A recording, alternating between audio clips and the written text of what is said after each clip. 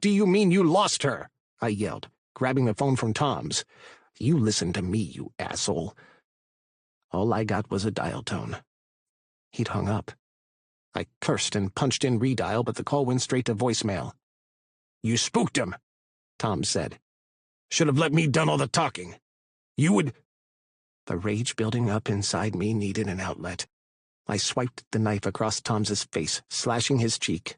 Blood flowed from the deep wound. He screamed like a stuck pig, covering his cheek with a bloody hand, but I wasn't done with him. Alice was the only blood relative I had who I cared about. I jammed the tip of the blade between his legs. "You listen to me good, Toms. You tell me where he took her, or I cut you up into tiny pieces, starting with your pathetic balls." Toms turned pale, shaking and trembling. "No, wait, I'll tell you.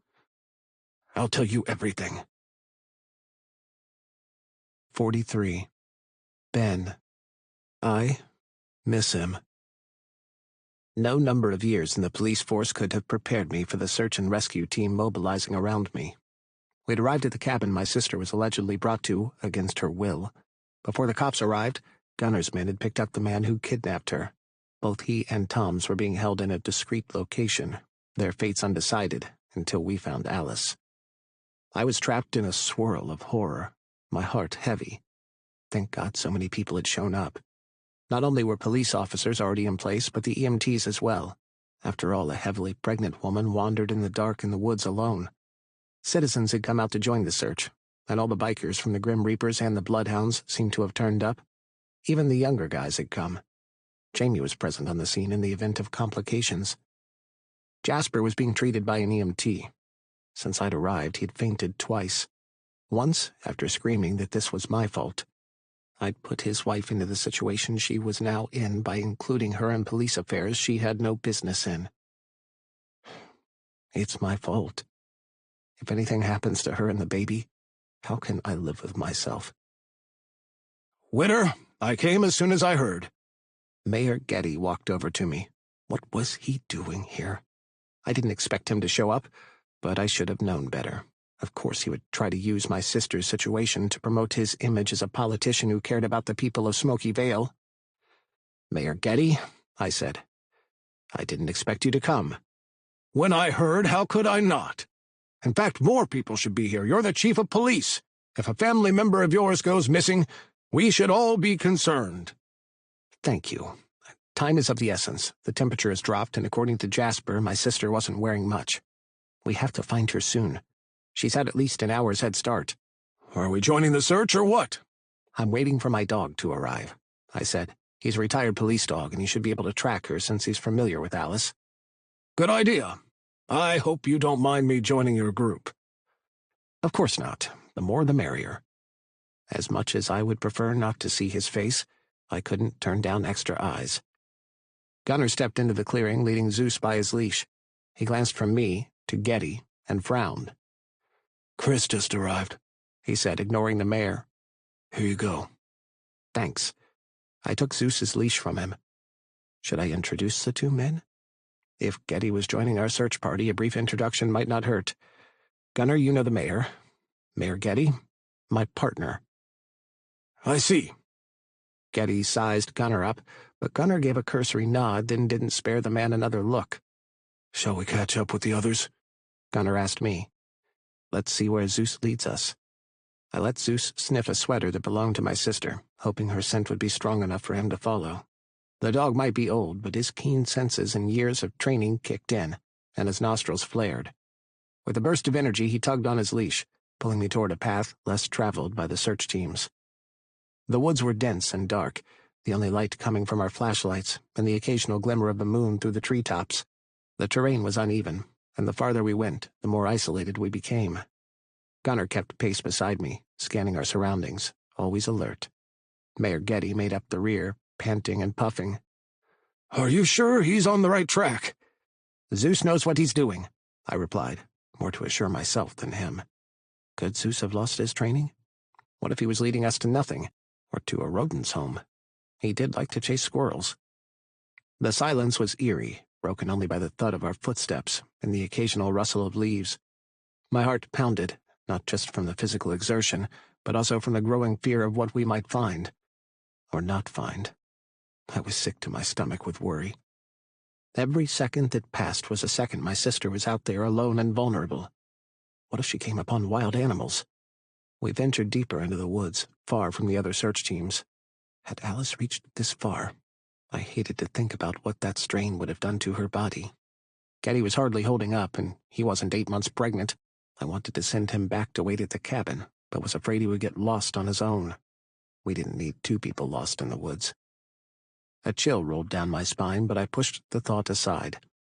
We had to find Alice. Zeus stopped, his ears perking up.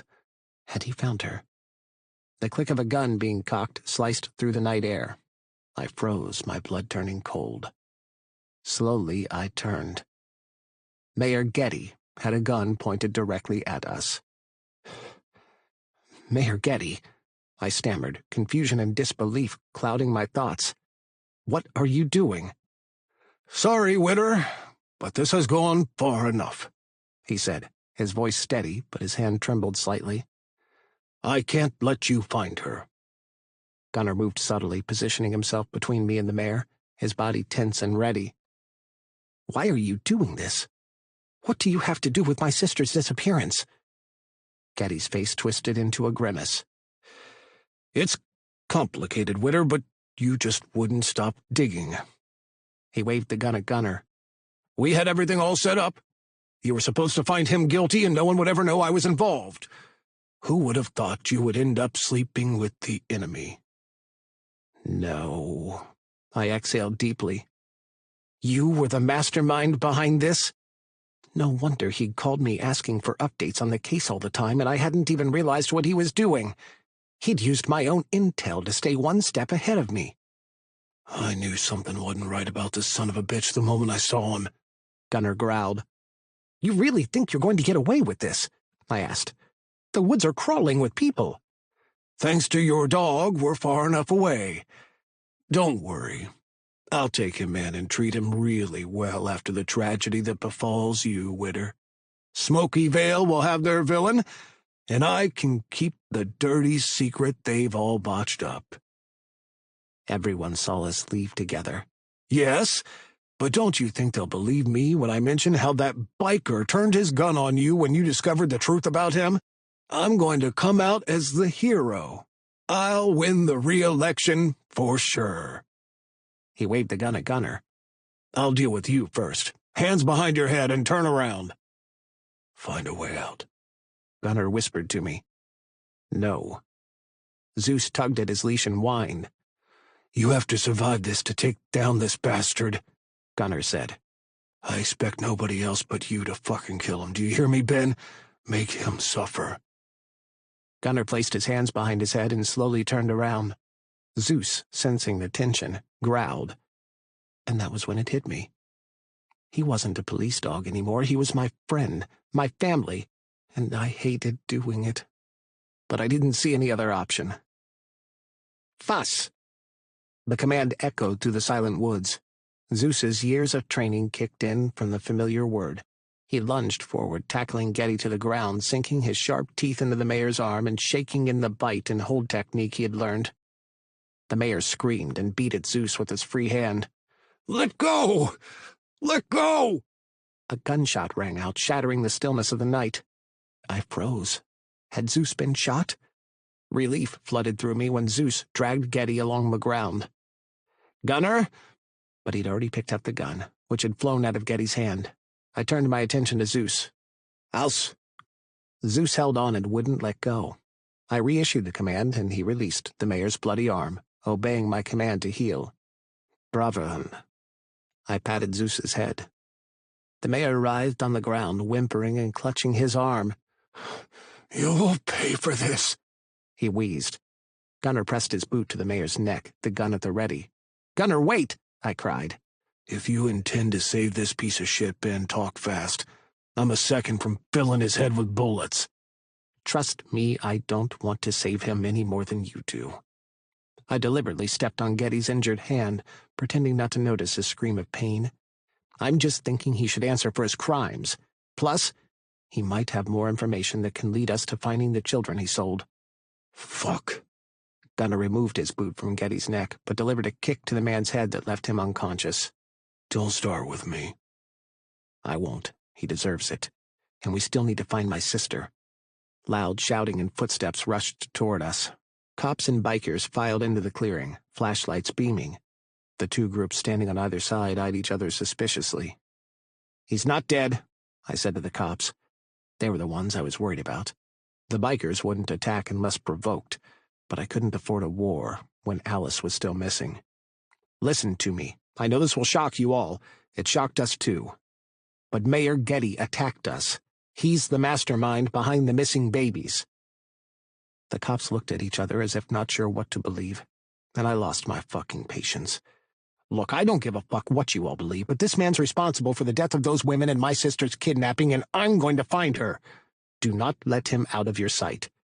Jones," I singled out one of the cops, "take him back to the cabin. Do not let him out of your sight." Bloom, Gunnar said. go with them. He so much as lies about what happened out here. You make him tell the truth. Bloom nodded with a smile and stared at the unconscious mayor.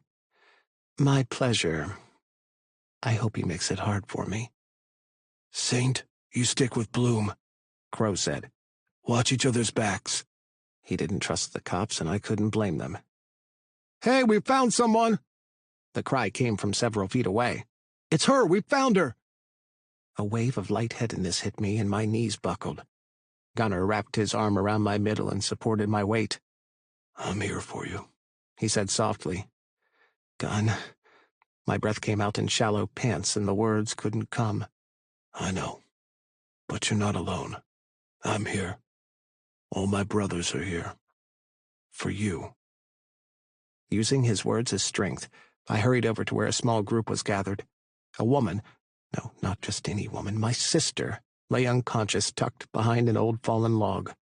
I should do something, check her vitals, anything, but I stood there frozen, staring at the stain between her tights. Was she?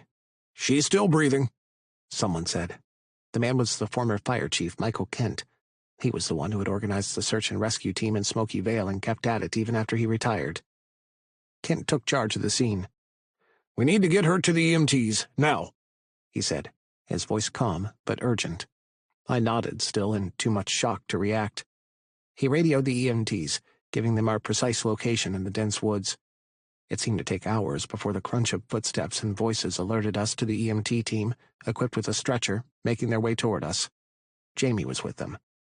The team worked quickly and efficiently, gently lifting Alice onto the stretcher with the utmost care.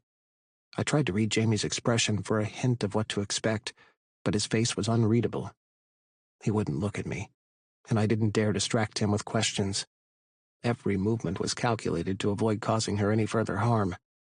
She looked so fragile and vulnerable, a stark contrast to the strong, vibrant woman I knew her to be.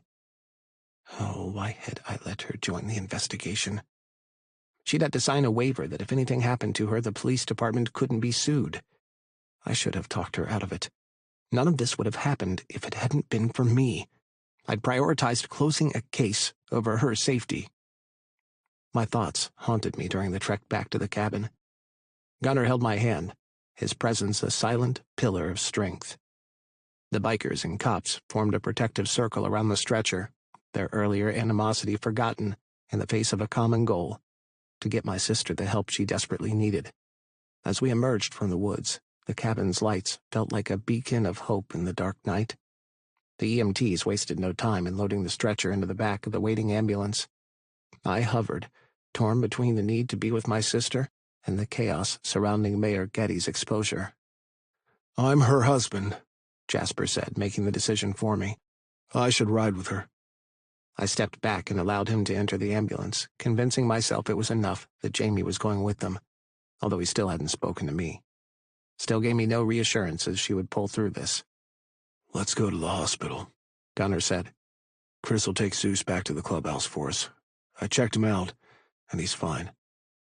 We tailed the ambulance to the hospital, but had to park in a different location. By the time we entered through the emergency department, a nurse told us they had already taken her to the OR. Jasper sat on a chair, rocking and weeping, his grief profound. My stomach knotted. I paced the floor, too jittery to sit. Ben, sit, Gunnar said. I can't. Please. I'll find out what I can, but you need to sit first.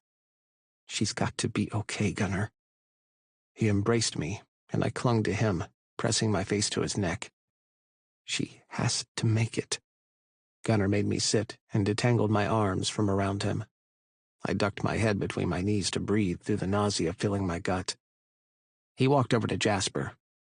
A few minutes later, he returned, sat beside me, and took my hand. Ben? What is it? I can't get anything out of him. The nurses all say the doctor will speak to us soon. Oh, God, she's dead. God, isn't she? Don't say that. We have to hope for the best.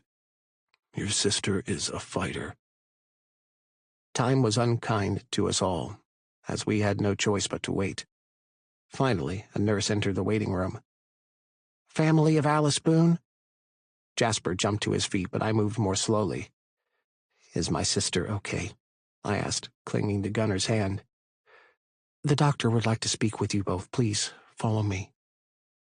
That couldn't be good, could it?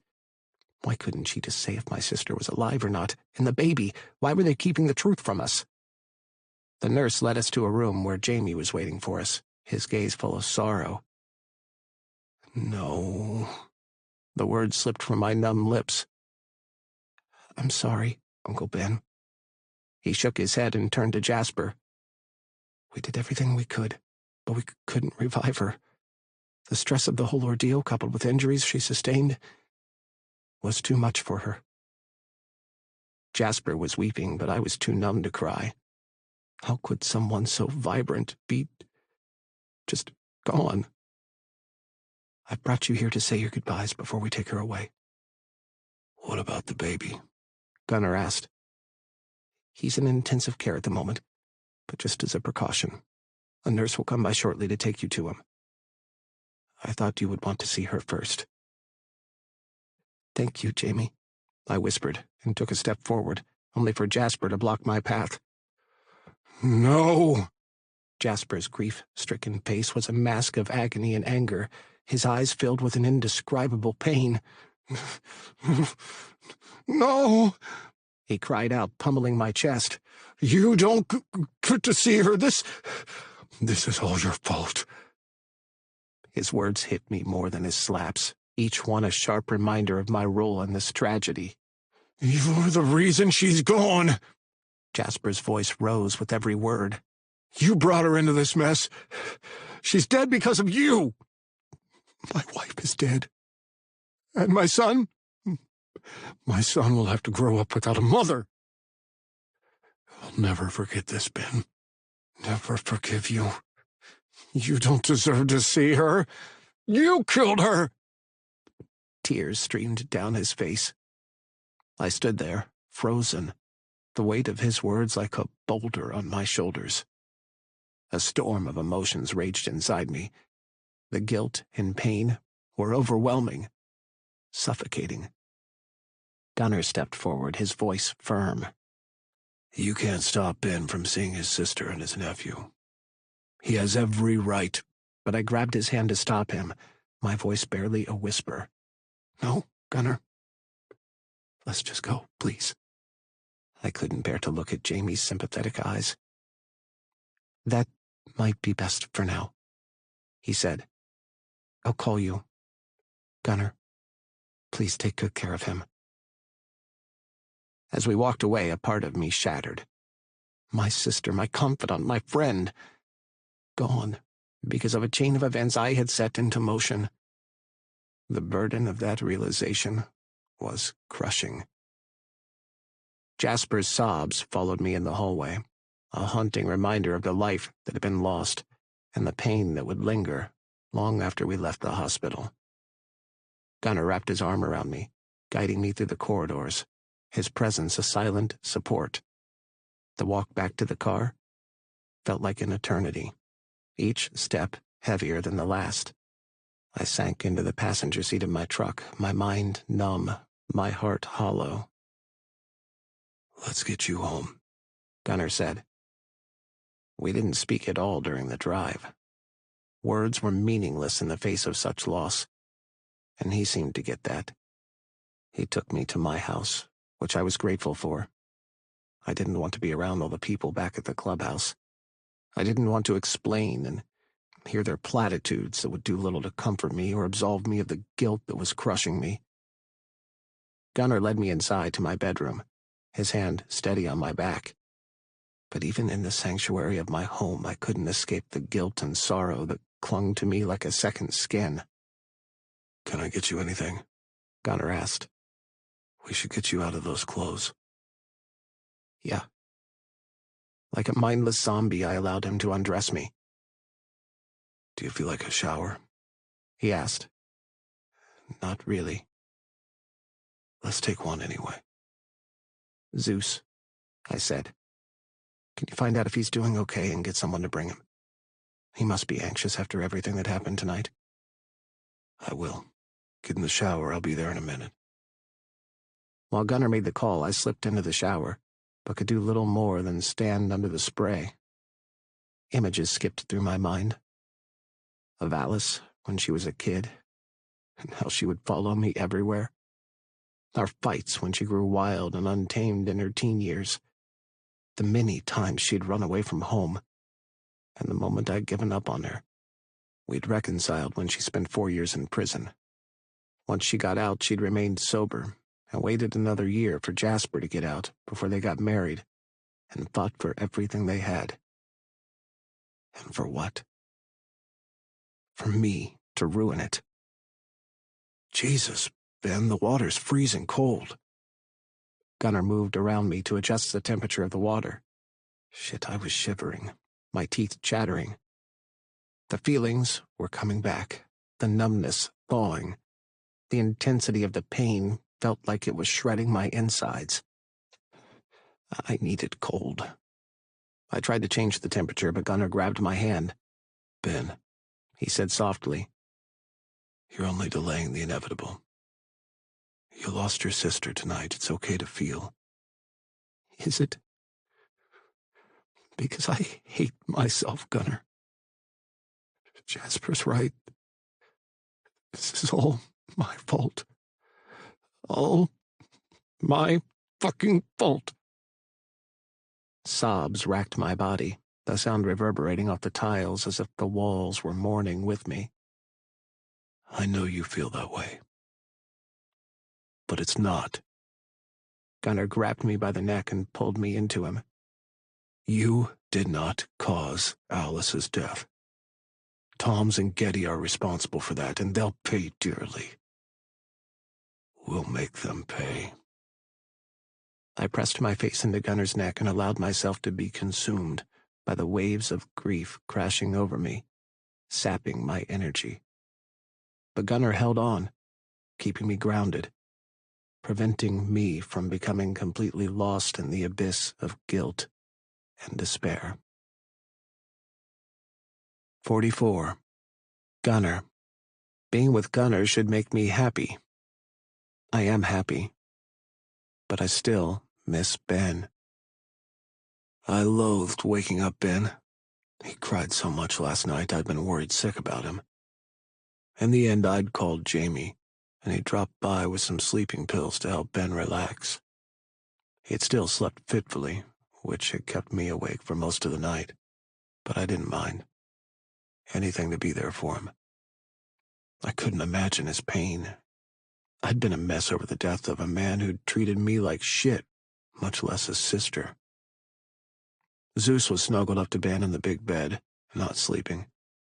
As soon as I entered, he raised his head. Normally he would run toward me, but he seemed in tune with Ben's emotions and the turmoil he was going through. He whimpered and looked at Ben. "I know, boy," I said softly. This morning I'd made him a breakfast fit for a king. It was no less than he deserved for saving my hide last night. "We're gonna have to take care of our man." I sat next to Ben and caressed his shoulder. He let out a soft moan. "Ben," I said, pressing a kiss to his temple. Ben, wake up. Ben stirred, his eyelids fluttering open. His eyes were bloodshot, swollen with dark circles. For a second he started to smile, and I could tell the instant he remembered everything. He closed his eyes and rolled over onto his back. Woof! Zeus planted his paws on Ben's chest and licked his face. Ugh, Zeus, your breath. Chuckling, I gently pushed Zeus's head out of the way. How are you feeling? Like death. But you're feeling. That's the good thing. I want to sleep some more. Guilt and concern gnawed at me. It's almost noon. What's the point of getting up? Jamie called. He arranged for you to see your sister's body before they do the autopsy. The police department is requiring it to build their case against Holmes. Okay. After ensuring Ben was out of bed and in the shower, I made my way downstairs, Zeus at my heels. In the kitchen, I prepared a simple breakfast of toast and eggs. Ben probably wouldn't eat, but I had to try. At least it gave me something to do other than twiddling my thumbs. While waiting on Ben to wake up, I'd almost gone off to take my frustration out on Tom's. The cops needed Getty, and for that reason we couldn't touch him yet. It only meant Tom's would have to be the scapegoat in the meantime, but I wouldn't take the satisfaction of killing him away from Ben. He needed to know he'd put Tom's down for good. The smell of fresh coffee filled the air, a small comfort in the thick atmosphere of grief enveloping the house. Dressed, Ben came down to the kitchen, looking marginally better than last night. The circles under his eyes were less pronounced, and his steps were determined. I made breakfast. He grimaced. That's sweet, but I couldn't eat it. At least a slice of toast. You'll need your energy up when you confront Tom's later. He ate 2 slices of toast, but didn't touch the eggs. I wolfed down the breakfast, scraping what was left onto Zeus's plate. He never passed up a meal, even when he'd eaten earlier. The drive to the hospital was quiet, much like last night's drive home. The bright noon sun cast sharp shadows on the road, contrasting starkly with the darkness that seemed to have settled around us. Ben stared out the window, his gaze unfocused, lost in thoughts I couldn't begin to fathom. The pain of losing someone. It was a unique kind of hell. When we arrived at the hospital, a nurse Jamie had arranged in his absence, since he was off that day, met us. Her face was a mask of professional sympathy as she led us through the sterile white hallways to the morgue. The overhead fluorescent lights gave everything a harsh, unwelcoming appearance. At the door, Ben hesitated, his hand trembling slightly as he reached for the handle. The nurse offered a quiet word of encouragement and stepped aside, allowing us privacy. Inside, the morgue was chillingly silent, the air thick with the scent of disinfectant and something else, something that spoke of finality. Ben's sister lay on the table, a white sheet covering her from the neck down. Her features seemed at peace, a contrast to the reality of her final moments. Ben inhaled sharply, and I stood by him, giving him my support. I wasted so much time with her, Ben said softly. Did you know there's a period when I had cut her out of my life? Yeah. She was a troubled teen, but given the home we grew up in, I should have tried being more understanding. I'm sure she forgave you. You were close up to the end. When I first suspected the women's prison were operating a baby farm, I discussed the case with her. I should never have. I made a casual remark about how it was a pity we didn't have anyone to go undercover pregnant, and she took the idea and wouldn't let it go. I spoke with my superiors, and they sanctioned it. I should never have let her do it, Gunner. You didn't force her. Remember that. She wanted to do it. I should have refused her help. I fell silent. He wasn't looking for answers. He was grieving, in his own way. "Do you want a moment alone?" I asked. "Thank you." I squeezed his shoulder. "I'll wait for you at the NICU." I left Ben alone with his sister, my heart heavy as I closed the door behind me. For a second, I watched him through the glass at the top of the door, but seeing him weighed down by grief made me restless that I couldn't do anything about it. On my way to the NICU, I rang Saint. "Hey, man," he answered. "how's Ben holding up?" "Doing better this morning, but it'll take time for him to grieve. They were quite close." "The story is all over the news, and not just in Smoky Vale either. The bikers are staying at the clubhouse since the feds have appeared in town. You should lie low, too." "Can't. Ben and I still have unfinished business." "What are you going to do with him?" He didn't need to say the name for me to understand. "That's not for me to decide. But one thing was certain, he wasn't going to live. Not one of them would. They deserved a worse fate than what Ben's sister had had to endure." "Anything I can do?" Saint asked. "Dove wants to bring food. You think that's okay?" "Hold that thought. It might not do Ben any good, but I think his brother-in-law could use some support. He's not handling this well. He won't let Ben see the baby." "Fuck. Can he do that?" "He is the baby's father. I'm going to try to talk to him." "You think that's wise? You're not exactly Mr. Congeniality." "Get the fuck off my phone." Saint chuckled. "Seriously, though, if y'all need anything, let me know. I'll talk to Dove about what we can organize for Ben's brother-in-law. They might have a better handle on what new parents need.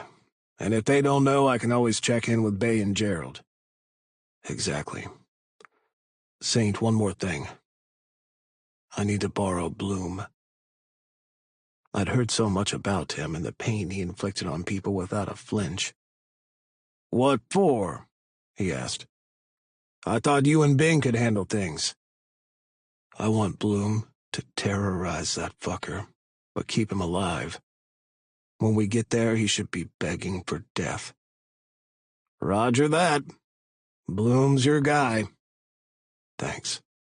"No thanks necessary, brother. Ben's one of us now. His family is our family. We protect and avenge our own." If only the world understood this kind of commitment we had to each other. At the NICU, the world seemed much different to the morgue's somber atmosphere. Here, life was beginning, fragile and precious. Maybe the baby would make things easier for Ben to handle. His sister might have died, but her son still lived. He would need a man like Ben in his life to teach him how to be a good man, to be honest and fair. I sat in the waiting hall when Jasper appeared, looking pale and dragging his feet, but as soon as he saw me, he straightened and a hard glint appeared in his eyes. "What the hell are you doing here?" he asked, his voice filled with venom. "I've specifically asked that no one is allowed to see my son." I rose to my feet and faced him. He didn't look like he'd slept at all. His red-rimmed eyes were puffy and his clothes looked unkempt, like he'd slept in them. In a car. "I'm waiting for Ben," I said gently. "He's coming to see his nephew, Jasper." Jasper's expression hardened. "You think you can threaten me because you're some sort of feared criminal?" "Ben doesn't belong near my son." "He's all I have left." "He's not all you have left. You both have Ben. You don't have to raise your son alone if you give his uncle a chance in his life." "He's the reason my son is motherless." Jasper's voice cracked, his vulnerability seeping through his anger. Tears welled up in his eyes, but he wiped them away, trying to regain composure. "He loved her, Jasper. He's hurting just like you.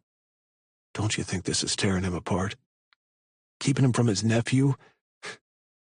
It's not what she would have wanted, and you know it. She would have wanted you and Ben to work together to give her son the best possible life. Jasper sniffled. You don't even know her. Ben's told me enough about her, and I've talked to her often enough.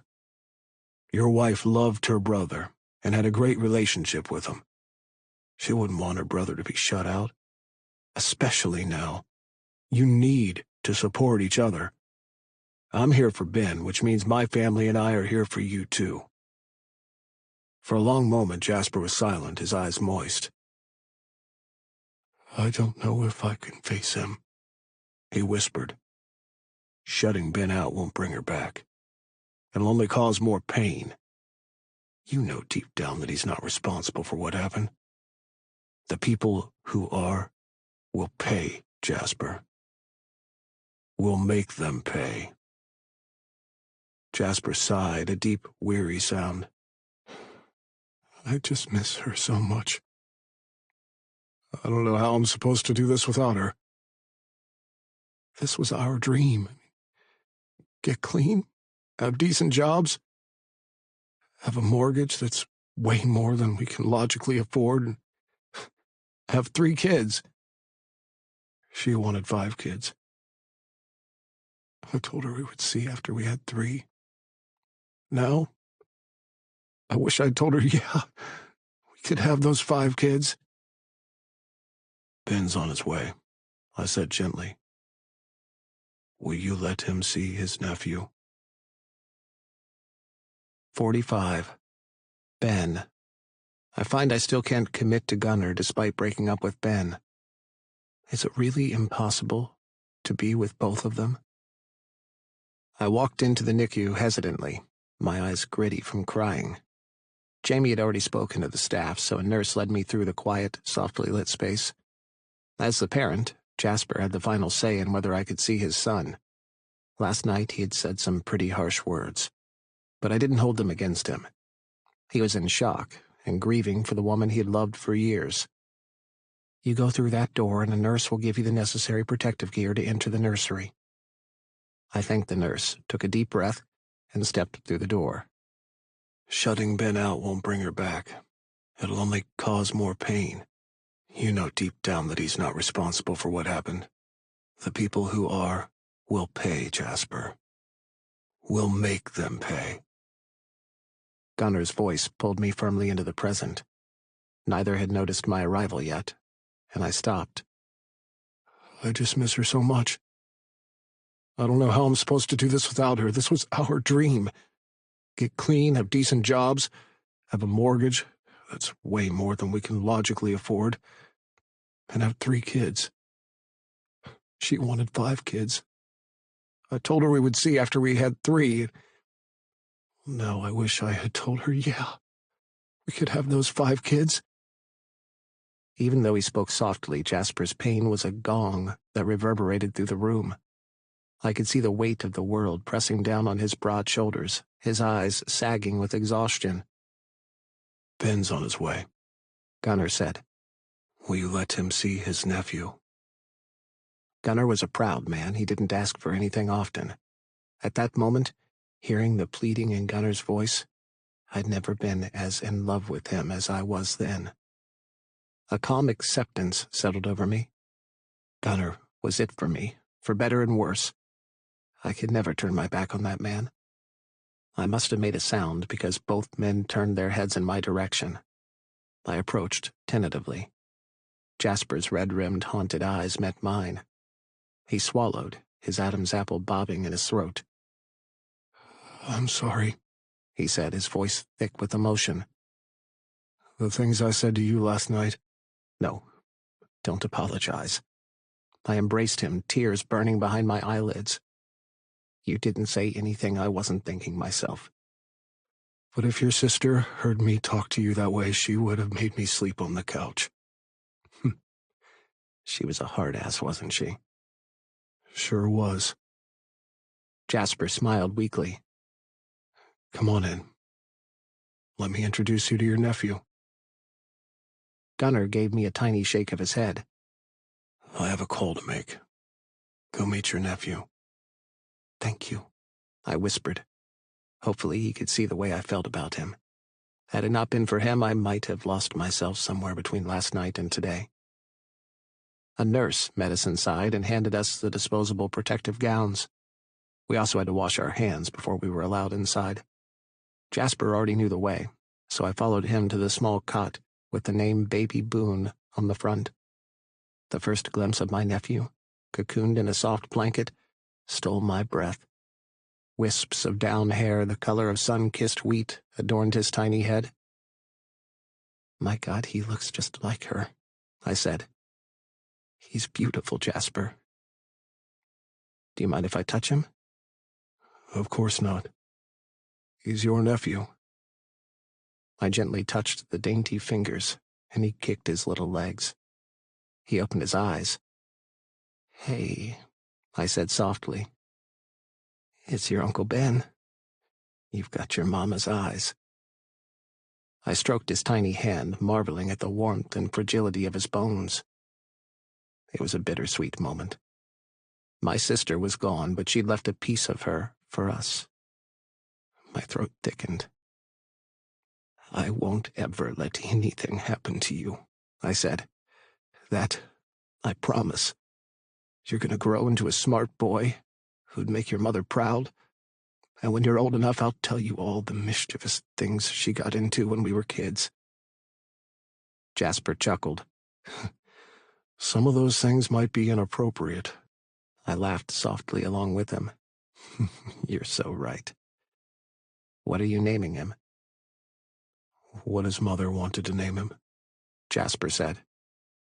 Grayson Boone. That's a good name. We stayed with the baby until the nurse arrived with his bottle and asked if we wanted to feed him. You do it, Jasper said. Are you sure? He's your son. I'm not going to lie, Ben. He settled the baby into the crook of my arms after I sat. I'm new to this, and I'll need all the help I can get so it doesn't become overwhelming. I want to raise him right. You will. I'm sure you'll make an excellent father, and you don't have a shortage of hands whenever you need a break. Promise me you will ask for help. I'll try. When I nestled Grayson against my chest, a surge of protectiveness and awe washed over me. I held the bottle in one hand and used my other hand to support his head. As I guided the bottle to his tiny mouth, his lips latched on perfectly. He drank eagerly from the bottle, his little cheeks puffing out with each swallow. It was an intimate moment, one that bonded us in ways words could never express, and I was grateful for Jasper giving me this moment. As I fed the baby, his eyelashes fluttered against his porcelain skin. He's so small, I whispered. He is, but he's one tough little boy. We both fell silent. Jasper's thoughts were going in the same direction mine did. My sister would never get to see her son. When he finished the bottle, I handed him to Jasper, who rubbed his tiny back until he burped. Good boy, Jasper praised. Watching them together raised my hope. He would be okay. Jasper, thank you. I stood. He needed the moment with his son, and I had important business to take care of. Not necessary. He should be discharged later. Will you come by? I'd feel more confident with someone else around. Of course. I will see you later then. Ben? Yeah? Jasper glanced around the room and lowered his voice. Promise me you'll make them pay. I nodded. Don't worry about it. Take care of the baby. I'll handle this. For Alice and Grayson. I'd been inside the nursery for so long I was surprised Gunnar was waiting for me. He got to his feet, his eyes roaming my frame. Hells. I walked up to him, took his face in my hands, and kissed him hard. Thank you for everything. I love you. Only you. I swear it on my life. I know. I feel the same way about you, Ben. It's eating me up inside seeing you suffer a loss like this. Are you ready to go? Yeah. All right, then. Let's go settle the score. We entered what Gunnar explained to me was the Bloodhound's slaughterhouse. It smelled like piss and a metallic tang that made my stomach churn. The drip, drip of water and the occasional whimper filled the brightly lit room. Gunnar led me through the maze of cages and hooks hanging from the ceiling. Once upon a time, I would have given a kidney to be able to find this place and use it against them. But when I saw a naked, wet Tom's, covered in bruises and cuts, grunting and shivering on the floor, with his hands tied behind his back by barbed wire and tiny nails embedded in his soles, I was grateful such purgatory existed. A few feet away from him, the goth kid who seemed to have a thing for Dr. Collier was checking his phone. "You're here already," he said, his eyes lighting up. "Does that mean I can go now? I've primed him for you." Gunnar nodded. Thanks, Bloom. Where are you going? You don't want to watch? "I have to get back to the hospital. Don't do a fucked up job with him, yeah? He deserves nothing but the worst treatment for what he did to those women." Bloom handed Gunnar a cattle prod, which he must have used to electrocute Tom's. "Please, please, please," Tom's mumbled, raising his head. "Witter, please save me, please. I'm sorry." Gunnar kicked him so hard in the face his jaw cracked and his head flew backward. "You have no grounds to beg, you heartless fucker." I placed a hand on Gunnar's arm to stop him from advancing toward Tom's, who curled up into himself. The barbed wire had sliced his wrists, and blood dripped from his fingertips to the floor. I walked over to Tom's and stooped next to him.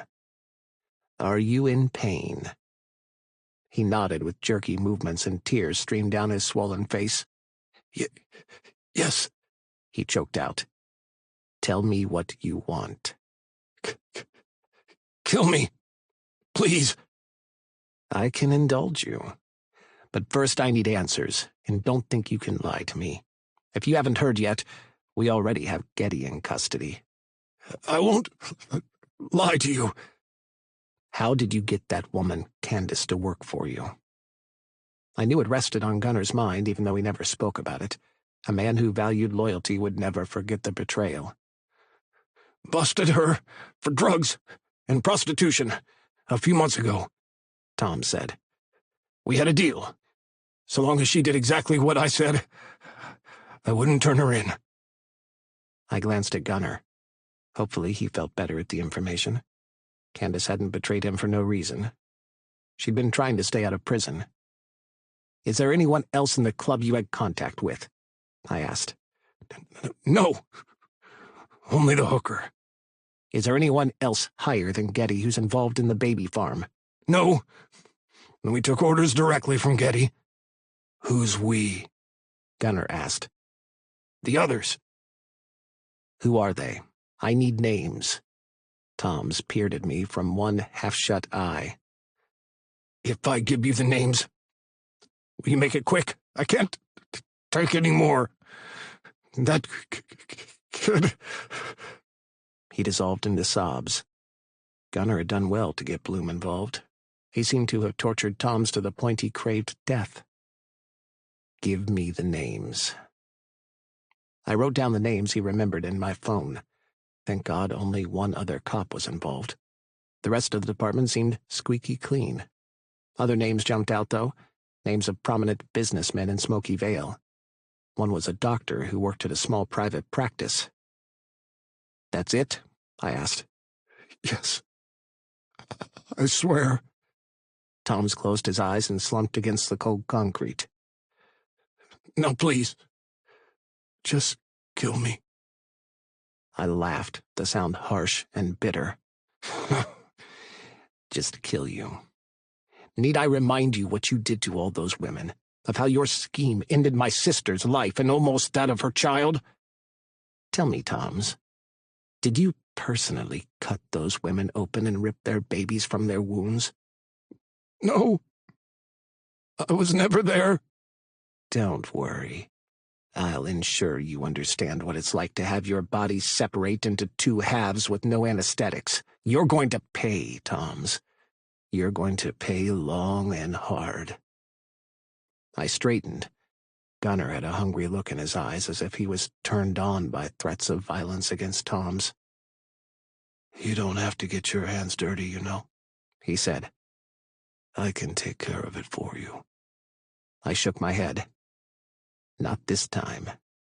When my nephew grows older, and I tell him the truth about how his mother died, I must be able to tell him I ended his life. Not you. Me.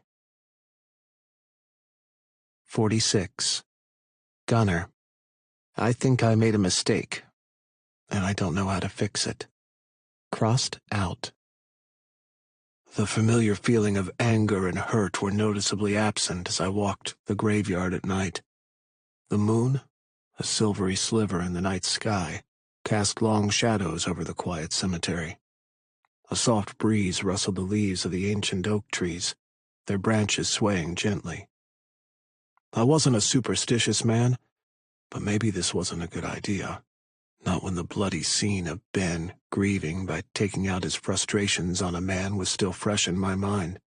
Tom's screams and the last gasp of his breath as life left his body echoed in my head.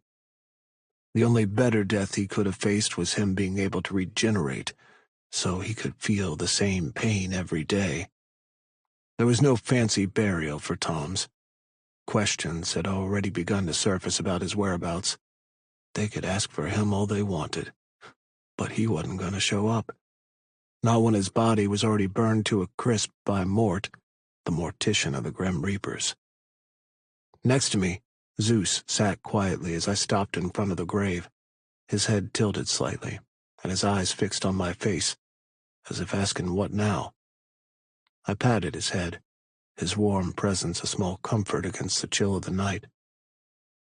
The headstone was simple, yet elegant, carved from marble that glimmered faintly under the moonlight. I read the inscription. In honor of Chief Mason Dehaney, a dedicated and brave officer of the Smoky Vale Police Department. I inhaled deeply and let out a long sigh. "Mason," I said, my voice barely above a whisper, as if I were afraid to disturb the serenity of the place. "I guess you can say everything's worked out. Somehow. I was so fucking pissed the way you died. And I carried so much anger. Especially toward Ben. But that's in the past now."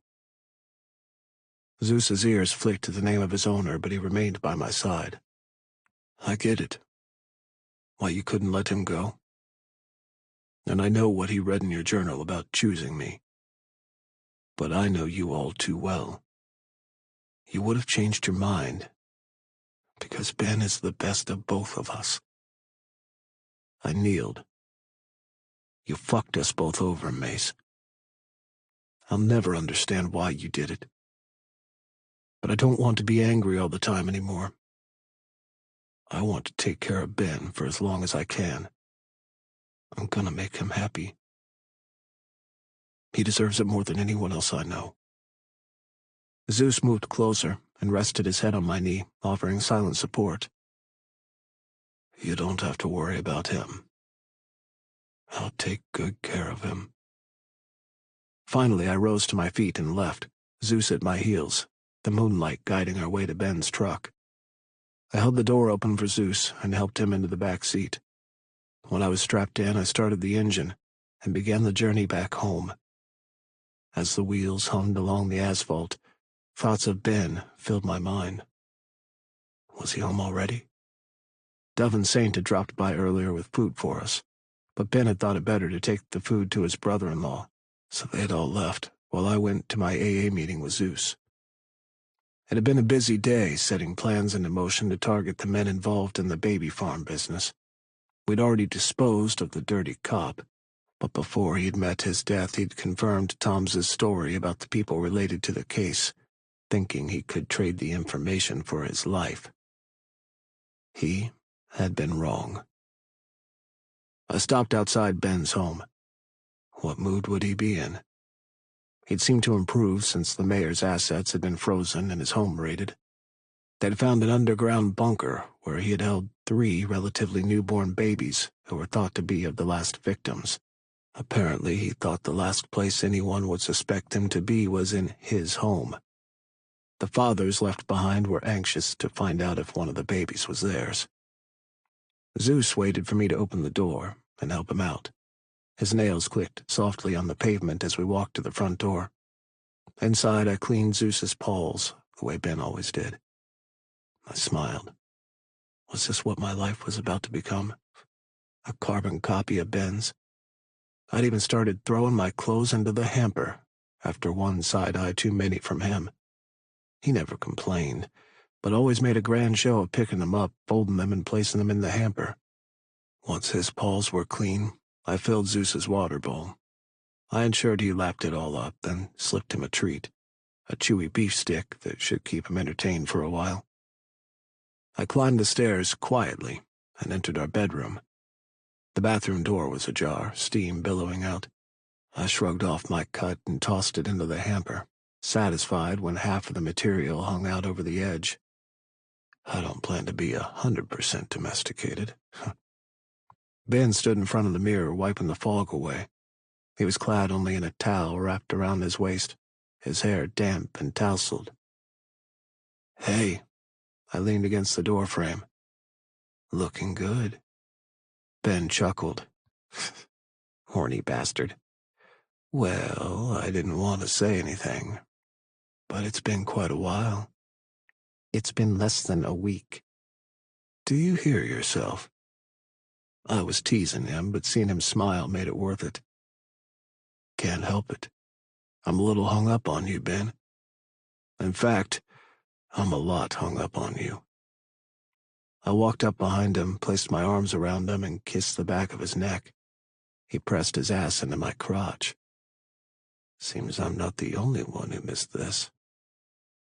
"How are Jasper and the baby?" I asked. "I'm glad we dropped in on him. He was having a tough day.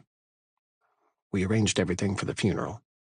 I left, but Saint and Dove were watching the baby while he took a nap." "That's good." "Yeah, Saint was really good with the baby." "What about you?" I slipped my hands up his chest, feeling him up. I loved his body. He felt so solid beneath. "Gunner." I blinked. "Yeah?" "I asked how you felt about kids." Talk about a boner killer. Uh, in what way? As in to have them? I don't know about that. Was this going to be a deal breaker? "I meant having the baby stay with us from time to time to give Jasper a break." I let out a sigh of relief. Now, that I can do. If you don't expect me to change any diapers, I'll do everything else. Ben's pecs danced beneath my hands as he laughed, then my cock grew harder. Fuck it. I whipped away his towel, leaving him naked. His eyes held mine in the mirror, full of amusement. "What are you doing?" he asked. "Shh." I reached over his head and grabbed a new bottle of lube from the shower niche. "Keep talking. Nothing to concern yourself with here." "Is that so?" "Yeah. What were you saying about Jasper?" I lubed up 2 fingers and slipped them between his cheeks to get him prepped. Ben's breath hitched. Um, yeah, he'll have to return to work next week. Dove volunteered to babysit for him. That was sweet. Of them," he managed to say, his voice strained as I teased his entrance. I pressed my lips to the back of his neck, nipping at his skin and marking him with bruises. Every single one screamed, "Mine," and I wanted to leave them all over his body. "That sounds like a good plan," I murmured, pushing my finger inside him slowly. He moaned. "Oh, I think so too. I offered to help since I'm now out of a job. Officially handed in my... Oh, God." In the mirror, I saw his eyes roll over as I scraped his prostate. "You officially handed in what?" I asked. "My resignation, Gunner. I can't focus when you do that." "Try." I plunged my fingers deeper, faster, and watching the emotions flickering across his face was everything. Why hadn't I tried that before? The... uh, everything's a big mess." I removed my fingers and he expelled a shaky breath. "How so?" I unbuckled my belt. Smoky Vale no longer has a police chief, and the mayor's involved in the biggest scandal the city has seen, that has now made Smoky Vale international news. To avoid the death penalty, Getty has agreed to a plea bargain. He'll cooperate, handing over files that will lead the feds to finding the sold babies, and to name everyone we might have missed who are responsible. Ah. I squirted lube onto my dick and spread it along my length. "Do you still want him to die, or spend the rest of his life in prison?" I pressed the head of my cock against his entrance and slowly pushed inside. Ben gasped, gripping the edge of the sink. "What's that, Ben?" I teased.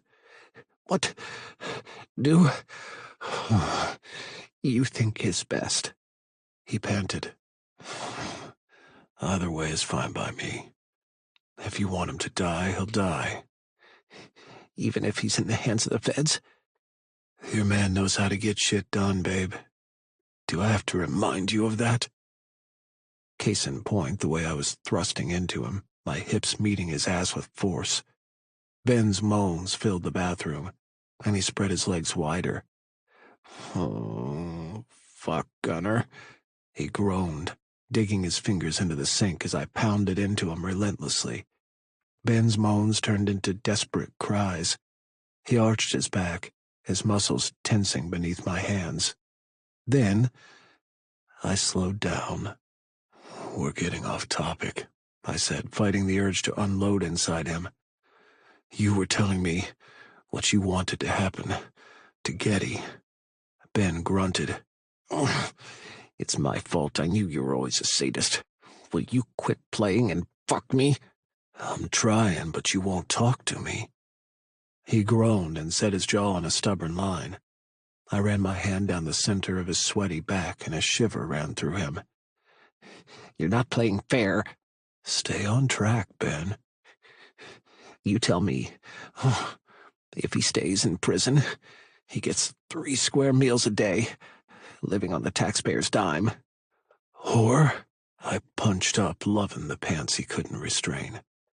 "I can have him become the bitch of his cell block for life. Make him wish he'd never crossed paths with you."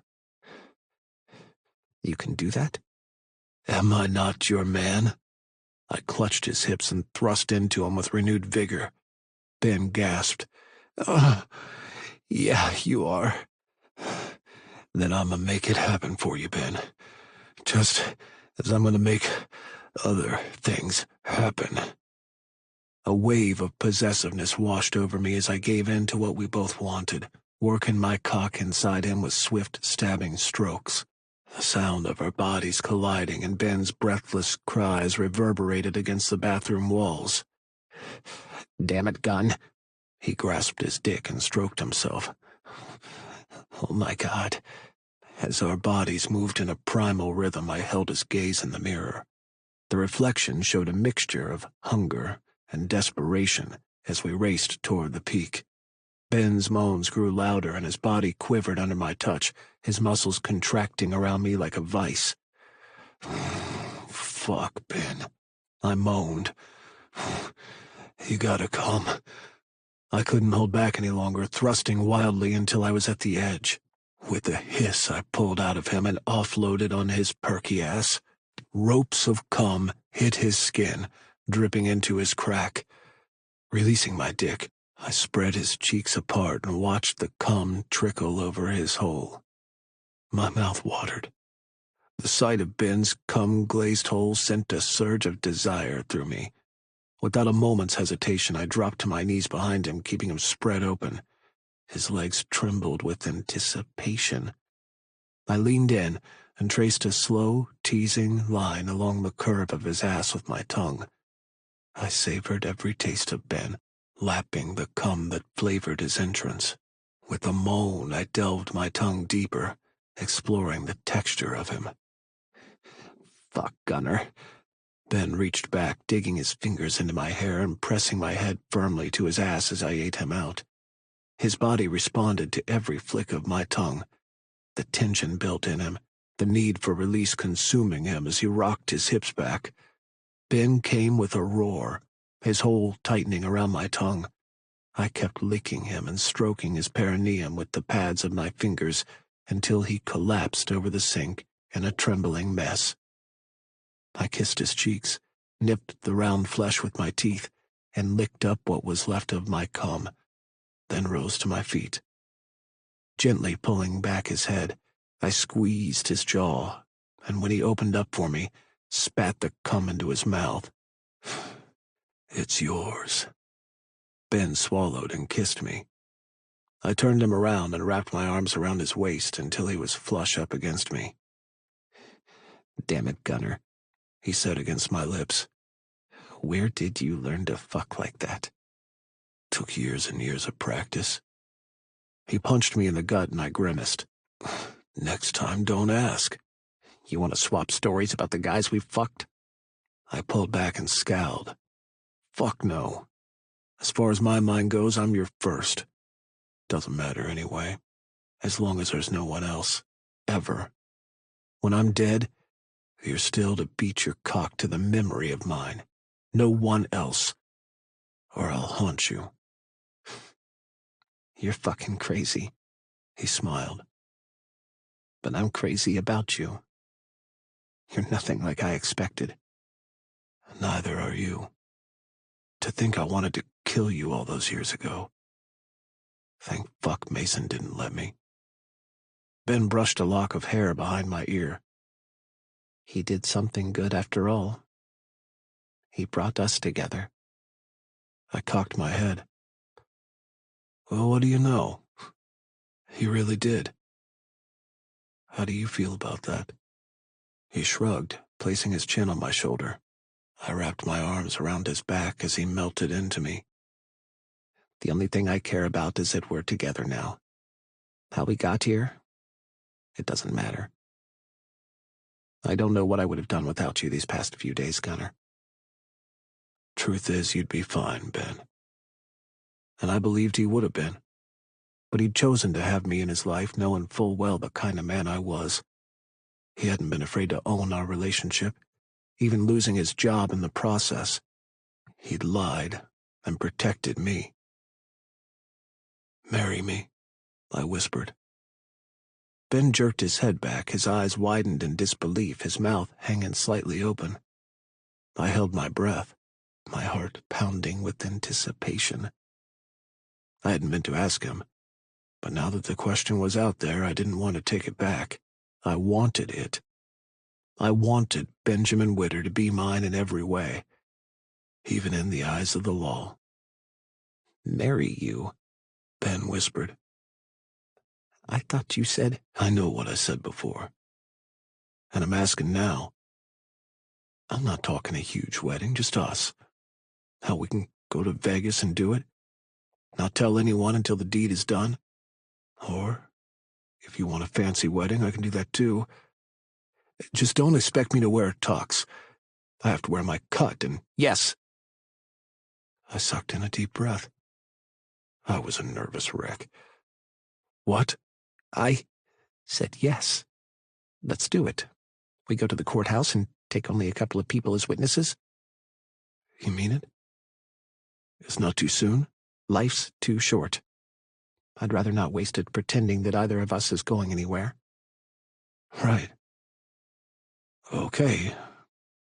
We're getting married." It was my turn to stare at him in shock. "Gunner, you're not regretting asking, are you?" "No. Fuck no. I just can't believe you agreed. I don't even have a ring." "It's not the ring that matters. But we'll pick up a set on the way to the courthouse." "Who will we ask to be our witnesses?" I asked. They provide them at the courthouse, don't they? Yeah, but that's a bit impersonal, don't you think? We can ask Bay and Gerald. Yeah. Okay. That's what we'll do then. We were both in a daze as we stared at each other. The weight of the impromptu decision hung in the air, and with it, the flash of doubt about the suddenness of it. Maybe he was agreeing because of the recent events? What if he regretted it? But Ben smiled, and I saw the certainty on his face. The doubt fled, and I squeezed his hand, returning his smile. I couldn't promise him a carefree life someone like him deserved. I couldn't promise him I wouldn't leave clothes lying around on the floor and dirty dishes in the sink. I couldn't promise him he wouldn't trip over my boots on his way to the bathroom at night. But I could promise him my protection. I could promise to always choose him. Epilogue. Ben. As Gunnar and I entered the mess hall of the Bloodhounds clubhouse, the heavy scent of booze and cigarette smoke greeted us. Today was our wedding day, and we hadn't told anyone save for Gerald and Bay, who we'd asked to be our witnesses. We'd done everything as planned, buying the rings and getting the marriage license. Now we were about to pretend the whole thing never happened. The chatter and laughs died down. Was my conscience making me feel guilty about not inviting them? Or had we just stepped onto a minefield of silent judgments? The hush falling over the room wasn't characteristic of the normal rowdy mess hall. Is it me, or do they know? I whispered. How could they? Gunnar whispered back. What's up? He grinned, but the response was a lackluster, "Hey, man," followed by mumbles. Something wasn't right. What are you all doing? Gunnar asked. Why are the Reapers here? For no reason, Grim said. Just thought we'd hang out, catch up. What's up with you and Ben? Are those new jeans you're wearing? He cleaned his shoes too, Grim, Crow said. Look how shiny they are. He even got a trim, Saint said. If you ask me, Jamie piped up from where he sat on Grim's lap, he's looking like somebody's husband. I've never seen him looking this decent. And you, Uncle Ben, you're wearing a tie. Gunnar slapped his hand over his mouth and coughed. Told you the tie was a bit much, he whispered fiercely. I glared at him. You told me it looked great right before you— Yeah, around your wrists when I fucked you before we left. But then you waited for me to iron it again. He shrugged. You wanted to wear the tie, so I didn't want to say anything. Trouble in paradise already? Crow asked. Is the ink even dry yet? Gunnar scowled. Cut the crap. From all your reactions, you already know. You better fucking believe we do. Crow rose to his feet, his eyes flashing with irritation and disappointment. How could you get married without any of us? I thought you'd started seeing us like your brothers. Grim was right behind him. After everything, you don't invite me to your wedding. Uncle Ben, how could you? To think I asked you to walk me down the aisle. Gunnar and I took a step back at the accusations. He held up an arm. Back the hell up. First of all, we didn't go through with it. And second, how the hell did you all know? Doesn't matter how we found out, Crow said. What the hell do you mean you didn't go through with it? Jamie gasped. Oh no, don't tell me you broke up. If you all would give us a moment, we'll explain, I said. But you gotta give us a chance to speak. Damn. I nudged Gunnar in the ribs. You tell them. Coward, he said, and I grinned. Okay, so it's true. We planned to get married at the courthouse today. We agreed to it 2 days ago and decided on something small, and that we'd tell you after. But then Bay called us this morning saying that Gift had an ear infection, so he and Gerald couldn't be our witnesses. So you really were gonna get married without us there? Tango asked. I know we gave you hell, Chief, but I thought we'd work that shit out. Yes, we wanted it to be just us, I said, rescuing Gunnar from doing all the explaining. It seemed easier at the time, but we didn't go through with it. When we got there this morning, we realized getting married without the club members present didn't feel right. so we left. The tension in the room seemed to dissipate. Crow nodded. Good. We didn't say anything because we wanted to respect your decision, but you're the president of the club. Gotta at least have a bachelor party. I cleared my throat loudly, and they laughed. Don't worry, Chief. You'll be in on it, too, Crow said. We haven't even set a new day yet. Since they weren't blocking us anymore, I made my way over to the bar, Gunner by my side. Saint poured us both a glass of scotch. Gunner would play with his until he found an opportunity to throw it out. Just a minute, Gunner said. So you all came together to do what exactly? Give us a thrashing?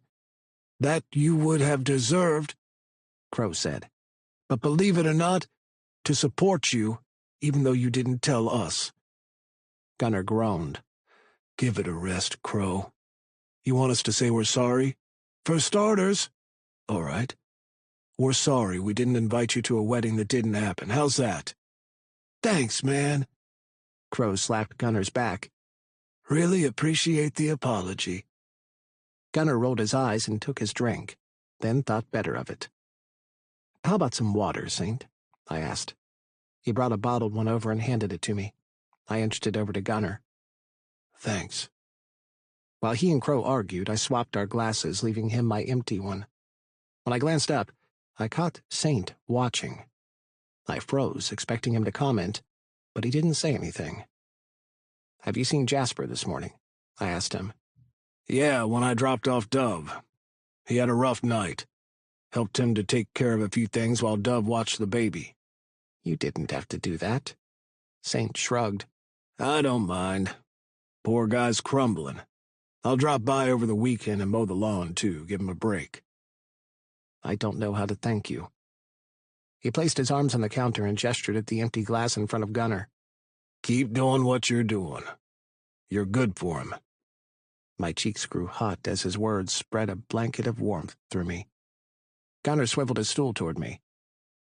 What are you talking about? I shrugged. Jasper. You want us to visit him when we leave here? You can drop me off. I can call a cab when I'm done. Nah, I'll stay with you. All right. I reached across the bar and placed my hand over his. I know we postponed today's wedding, but I really can't wait to marry you. Let's do it next month. All right, let's. Gunner took my hand, and the love in his eyes stole my breath. As long as he kept looking at me like that, I knew our life together would be great, no matter what obstacles we had to face. Bonus Epilogue. Ben. The late afternoon sun cast a glow over the yard of the clubhouse, and the cool evening spring breeze provided the perfect weather for a wedding I never thought I would have. Jamie and his friends had transformed the willow tree in the yard into a stunning canopy of intertwined flowers and soft flowing fabrics, under which Gunner and I would exchange vows. For real this time. There was no turning back. No walking out of a city hall with no one knowing what we'd almost done. Almost 50 bikers, their partners, and friends were in attendance. At the end of the impromptu aisle, I glimpsed Gunner and Reverend Homer waiting. I took a deep breath, the scent of wild roses and grass filling my nostrils. The chatter gradually faded as the first couple, Saint and Dove, walked down the aisle. Jamie stepped up to my side, offering his arm. I slipped my trembling hand into the crook of his elbow, grateful for his presence. "You're mushing your bouquet," he said. I loosened my grip and checked over the arrangement of pretty pastel flowers to make sure that they were okay. On a whim, I'd agreed to walk down the aisle. I might as well do so with the bouquet instead of the boutonnieres. Gunner would at least get a kick out of it, since I'd told him not to expect to see me with a bouquet. "Are you nervous?" Jamie asked. "Yes," I whispered. "You don't have to be. Gunner loves you so much." He did, and he showed it every day, but this was marriage. Forever. I knew the instant I accepted his impromptu proposal that I could marry no one else. Our vow would be for our lifetime. A lifetime was scary. "I love him too," I said quietly, the words settling my anxiety. We loved each other. Forever didn't have to be terrifying. "That's all you need," he said. "You're lucky to have found each other." A burst of laughter rose from the assembled guests, and I peered out into the aisle to see what the commotion was about. Zeus, who was carrying the rings, had taken off down the aisle in a dead run once he'd spotted Gunnar. I chuckled, allowing the lightness of the moment to settle my nerves even more. My tattooed man was struggling to get off our overexcited German shepherd, who apparently thought it was playtime. "I told Gunnar Zeus would do that," I said, but he insisted. "It's cute." Jamie brushed a piece of lint off my navy blue jacket. "By the way, how come you're walking down the aisle? I thought Gunnar lost the bet and was supposed to do the wedding march." I grinned so hard at the memory that my cheeks hurt. The poor thing was taking it to heart, so I traded with him. I'd walk down the aisle, and he would do something special for me tonight. "Oh? So nosy." Jamie giggled. "Only you two would use a coin toss to decide something so important." In reality, it didn't really matter which of us walked down the aisle. I would have done anything to marry that man. "It's our turn." Jamie squeezed my arm, and we started down the aisle. Heads turned in our direction, and I almost freaked out before I saw Gunnar more clearly. I sucked in a deep breath. I wasn't the only one who had thrown together a last-minute change with the bouquet. All this time, he'd insisted he would wear his cut. Knowing how much pride he had in his club and what his cut symbolized, I hadn't argued about his decision, though I'd secretly hoped he would remove it this one day. Like me, he was wearing a navy blue tuxedo. Oh, shit. Not exactly like me. He'd sprung for a three-piece tux and shiny new shoes. French braids pulled back his shoulder-length blonde hair away from his face, ending in a loose bun. "Holy shit," I mumbled. "Was that my man? Too bad you'll have to wait till the ceremony is over before you can get him out of that suit." "I'm not even sure if I want him out of it." I swallowed hard. Gunnar wore his familiar smirk, as if he knew just how stunned I was seeing him like this. Granted, I loved the man with scuffed biker boots, worn jeans, and frayed t-shirts, but I wouldn't mind seeing this side of him a few times too. Jamie nudged me gently, before I realized I had come to a standstill in the middle of the aisle.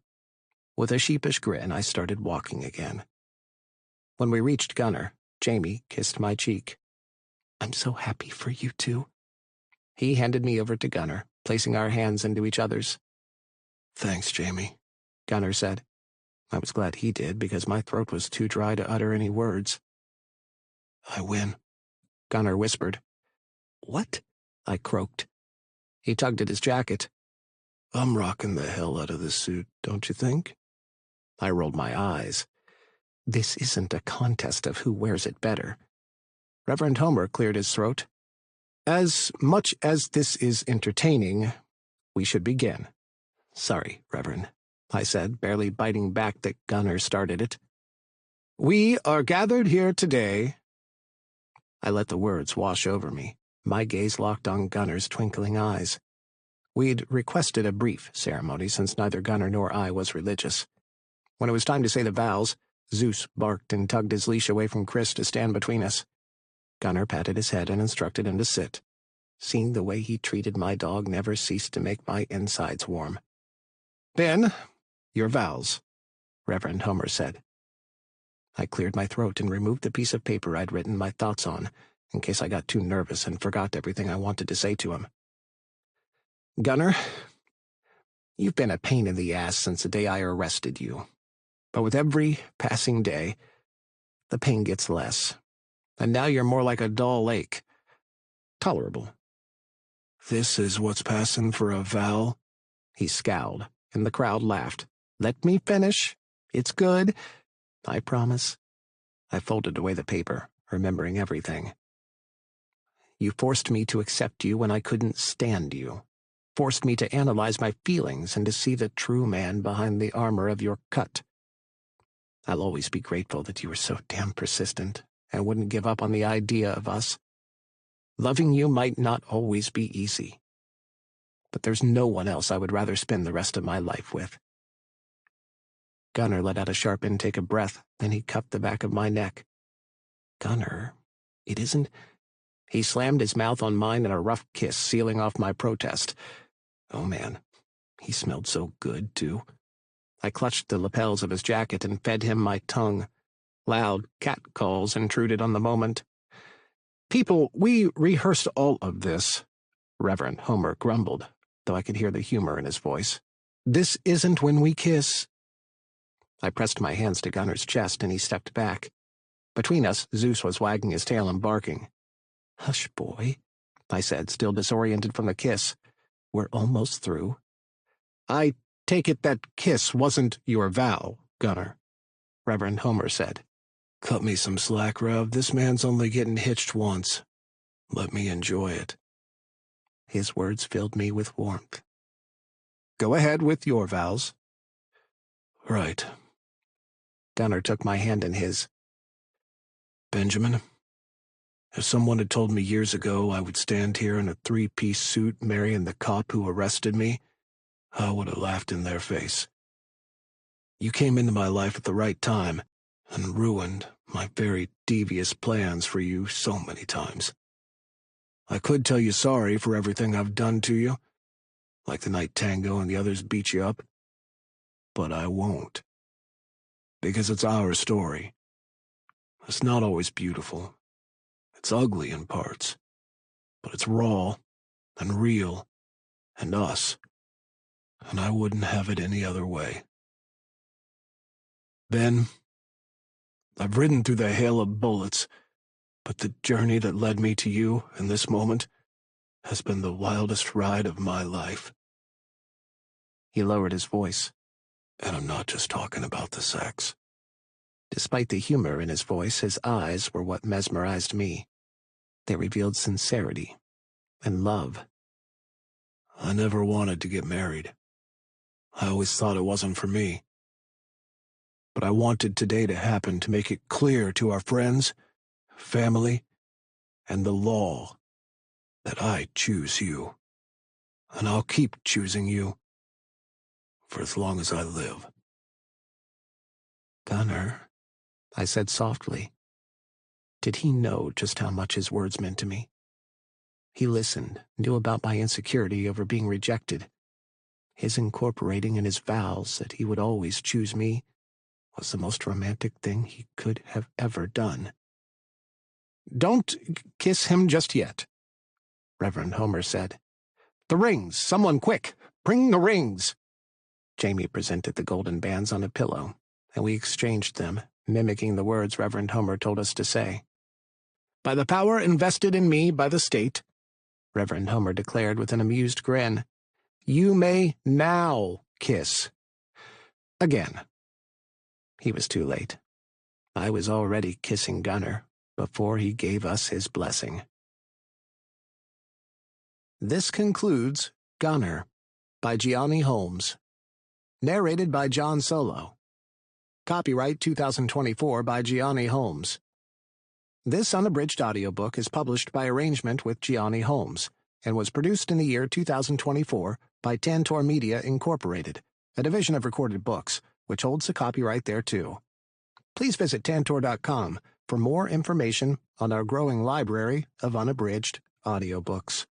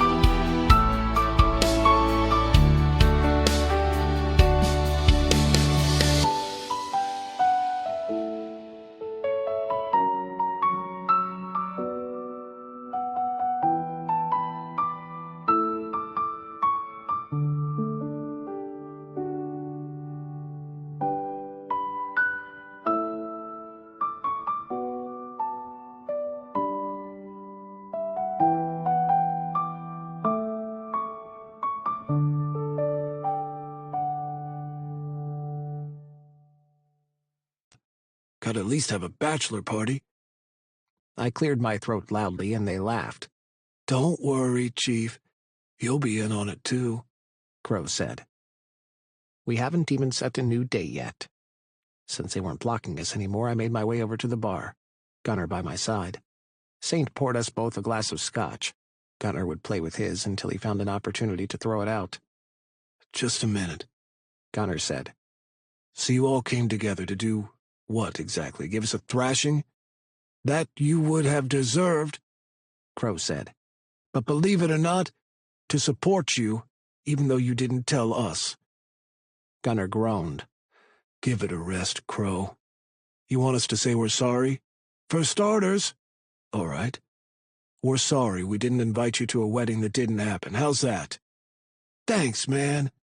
Crow slapped Gunner's back. "Really appreciate the apology."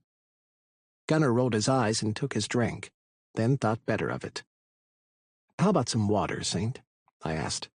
He brought a bottled one over and handed it to me. I inched it over to Gunner. "Thanks." While he and Crow argued, I swapped our glasses, leaving him my empty one. When I glanced up, I caught Saint watching. I froze, expecting him to comment, but he didn't say anything. "Have you seen Jasper this morning?" I asked him. "Yeah, when I dropped off Dove. He had a rough night. Helped him to take care of a few things while Dove watched the baby." "You didn't have to do that." Saint shrugged.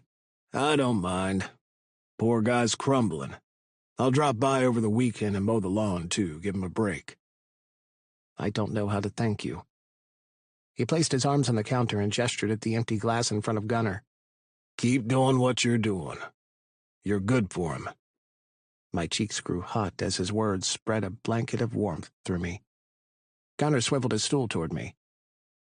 "What are you talking about?" I shrugged. "Jasper." "You want us to visit him when we leave here?" "You can drop me off. I can call a cab when I'm done." "Nah, I'll stay with you." "All right." I reached across the bar and placed my hand over his. "I know we postponed today's wedding, but I really can't wait to marry you. Let's do it next month." "All right, let's." Gunner took my hand, and the love in his eyes stole my breath. As long as he kept looking at me like that, I knew our life together would be great, no matter what obstacles we had to face. Bonus Epilogue. Ben. The late afternoon sun cast a glow over the yard of the clubhouse, and the cool evening spring breeze provided the perfect weather for a wedding I never thought I would have.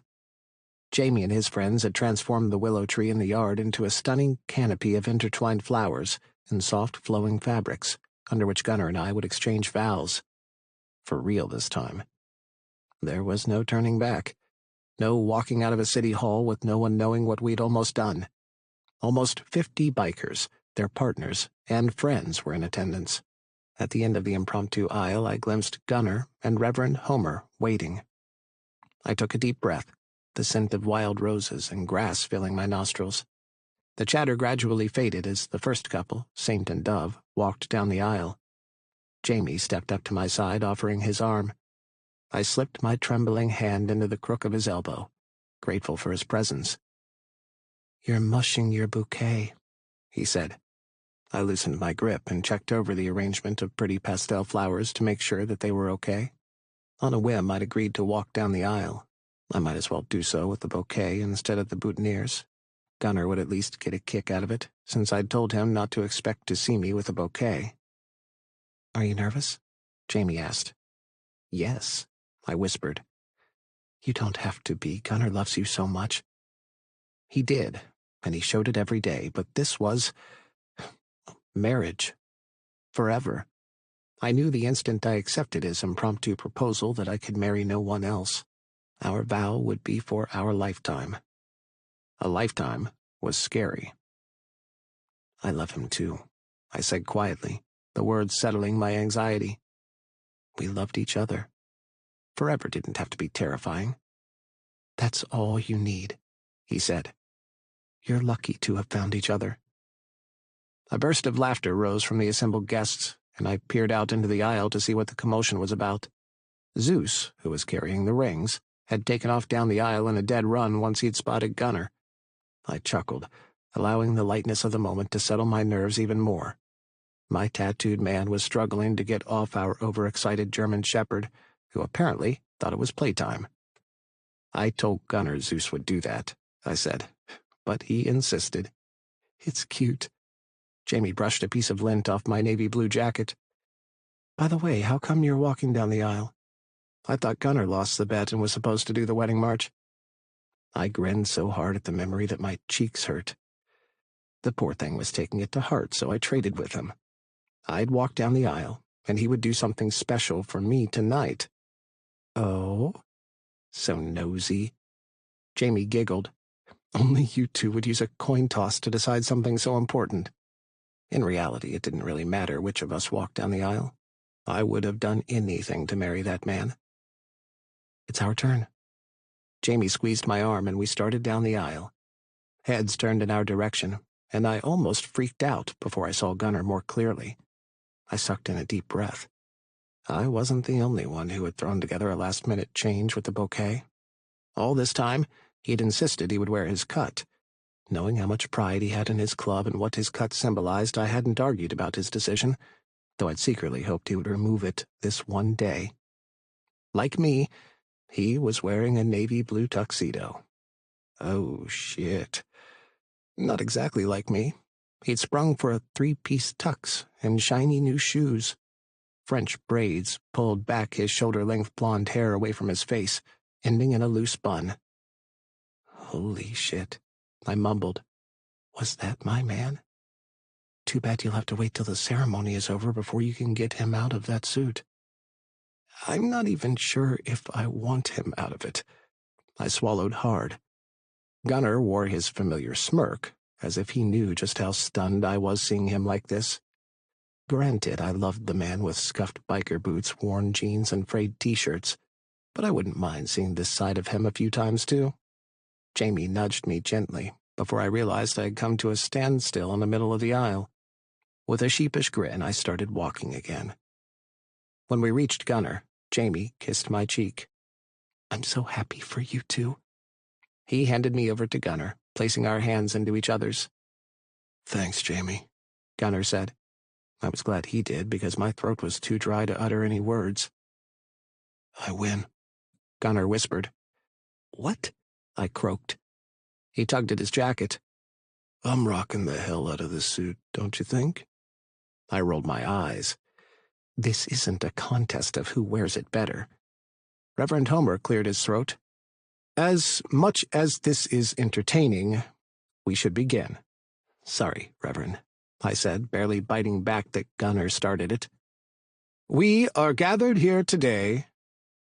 I let the words wash over me, my gaze locked on Gunner's twinkling eyes. We'd requested a brief ceremony since neither Gunner nor I was religious. When it was time to say the vows, Zeus barked and tugged his leash away from Chris to stand between us. Gunner patted his head and instructed him to sit. Seeing the way he treated my dog never ceased to make my insides warm. Ben, your vows, Reverend Homer said. I cleared my throat and removed the piece of paper I'd written my thoughts on, in case I got too nervous and forgot everything I wanted to say to him. Gunner, you've been a pain in the ass since the day I arrested you. But with every passing day, the pain gets less. And now you're more like a dull ache. Tolerable. This is what's passing for a vow? He scowled, and the crowd laughed. Let me finish. It's good. I promise. I folded away the paper, remembering everything. You forced me to accept you when I couldn't stand you. Forced me to analyze my feelings and to see the true man behind the armor of your cut. I'll always be grateful that you were so damn persistent and wouldn't give up on the idea of us. Loving you might not always be easy, but there's no one else I would rather spend the rest of my life with. Gunner let out a sharp intake of breath, then he cupped the back of my neck. Gunner, it isn't... He slammed his mouth on mine in a rough kiss, sealing off my protest. Oh man, he smelled so good, too. I clutched the lapels of his jacket and fed him my tongue. Loud cat calls intruded on the moment. "People, we rehearsed all of this," Reverend Homer grumbled, though I could hear the humor in his voice. "This isn't when we kiss." I pressed my hands to Gunner's chest, and he stepped back. Between us, Zeus was wagging his tail and barking. "Hush, boy," I said, still disoriented from the kiss. "We're almost through."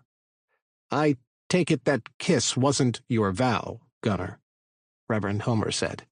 "Cut me some slack, Rev. This man's only getting hitched once. Let me enjoy it." His words filled me with warmth. "Go ahead with your vows." "Right." Gunner took my hand in his. "Benjamin, if someone had told me years ago I would stand here in a three-piece suit marrying the cop who arrested me, I would have laughed in their face. You came into my life at the right time and ruined my very devious plans for you so many times. I could tell you sorry for everything I've done to you, like the night Tango and the others beat you up, but I won't. Because it's our story. It's not always beautiful. It's ugly in parts, but it's raw and real and us, and I wouldn't have it any other way. Ben, I've ridden through the hail of bullets, but the journey that led me to you in this moment has been the wildest ride of my life." He lowered his voice. "And I'm not just talking about the sex." Despite the humor in his voice, his eyes were what mesmerized me. They revealed sincerity and love. "I never wanted to get married. I always thought it wasn't for me. But I wanted today to happen to make it clear to our friends, family, and the law that I choose you. And I'll keep choosing you for as long as I live." "Gunner," I said softly. Did he know just how much his words meant to me? He listened, knew about my insecurity over being rejected. His incorporating in his vows that he would always choose me was the most romantic thing he could have ever done. "Don't kiss him just yet," Reverend Homer said. "The rings! Someone quick! Bring the rings!" Jamie presented the golden bands on a pillow, and we exchanged them, mimicking the words Reverend Homer told us to say. "By the power invested in me by the state," Reverend Homer declared with an amused grin, "you may now kiss." Again. He was too late. I was already kissing Gunner before he gave us his blessing. This concludes Gunner by Gianni Holmes. Narrated by John Solo. Copyright 2024 by Gianni Holmes. This unabridged audiobook is published by arrangement with Gianni Holmes and was produced in the year 2024 by Tantor Media Incorporated, a division of Recorded Books, which holds the copyright thereto. Please visit Tantor.com for more information on our growing library of unabridged audiobooks.